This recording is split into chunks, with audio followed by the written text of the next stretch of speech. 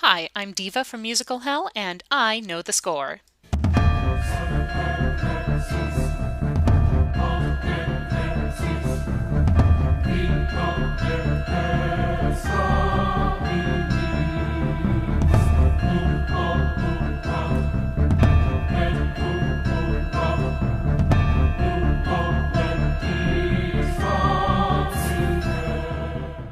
There are a couple things you have to understand about bad movies. First, they're inevitable. Everybody in the film industry, regardless of how talented and renowned they are, has at least one entry on their IMDb page they'd like to forget.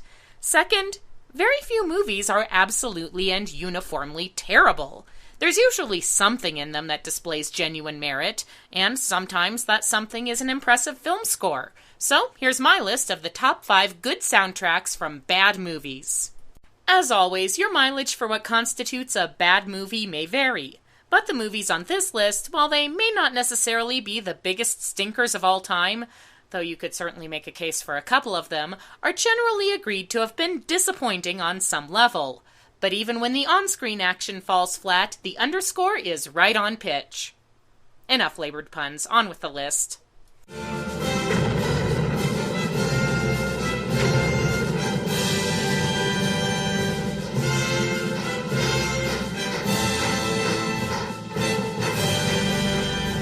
Number 5. Blues Brothers 2000. High on the list of most unnecessary sequels ever is this 20 years too late return of the popular Saturday Night Live blues band, with John Belushi's shoes being conspicuously and inadequately filled by a handful of characters who look like they were put together for a bad 80s cartoon series. This movie tries to do everything the original did, but worse, so why even bother with it? Well, for starters, there's a ridiculously epic rendition of Ghost Riders in the Sky. Philadelphia went through him as they thundered through the sky. For he saw the riders coming hard, and he heard them mournful cry. Damn, John Goodman, where was that when you were voicing Santa in that terrible Rudolph cartoon?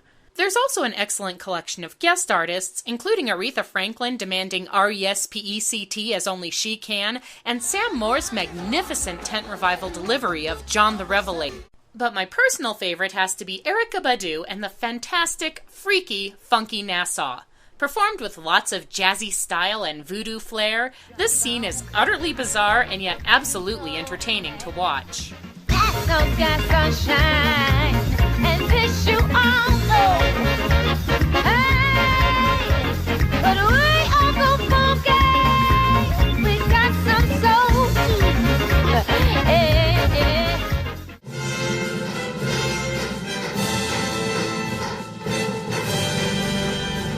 Number 4. Batman Forever. While Batman and Robin was the movie that officially put the Bat franchise into an 8-year coma, its predecessor had a lot of similar problems. The nauseatingly garish production design, the overstuffed character roster, the fetishistic costumes. But hey, it did have an awesome soundtrack album. Remember U2's coolly sinister Hold Me, Thrill Me, Kiss Me, Kill Me, and Seal's poetic Kiss from a Rose?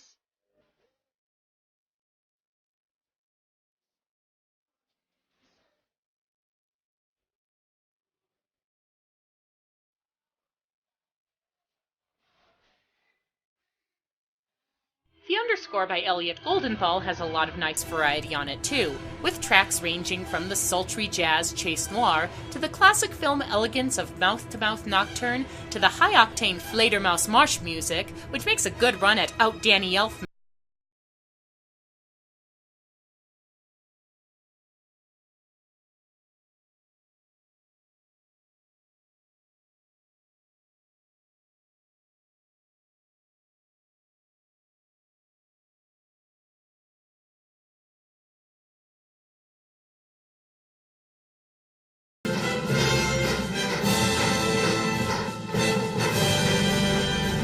Number 3.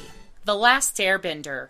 You don't need to be a fan of Nickelodeon's Avatar: The Last Airbender to realize just how much M. Night Shyamalan's movie adaptation falls short of its source material. You can see the wasted potential right there on screen. But there was one person who had a good grasp of the animated series' dramatic and emotional scope, and that's composer James Newton Howard.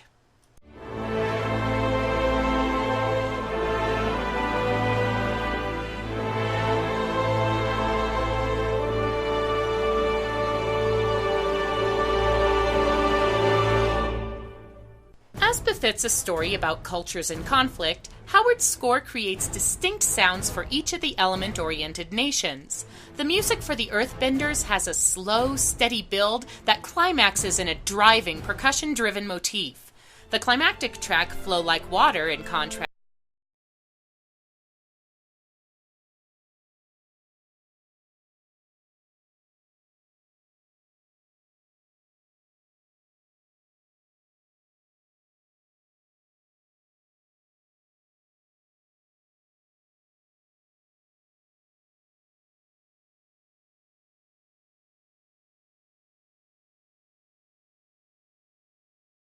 absolutely gorgeous musical moment, if you could stop laughing at the movie long enough to enjoy it.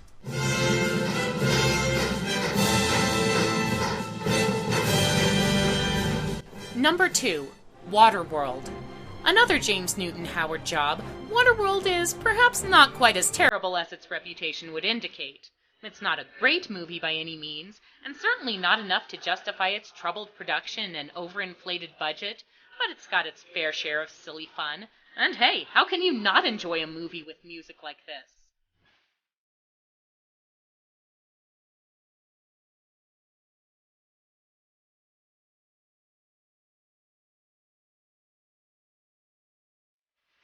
A mix of primitive influences and swashbuckling high-seas adventure, Howard's score is a perfect match for the post-apocalyptic life-after-global-warming popcorn movie. Like the film itself, it's not anything particularly groundbreaking or deep, but it's entertaining in its way, and it deserves credit for that.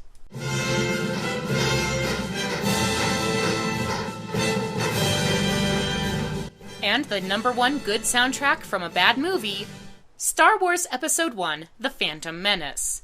There has already been an ample amount of internet space devoted to explaining everything that went wrong with the Star Wars prequel trilogy and Phantom Menace in particular, so I'm not going to rehash all that right now.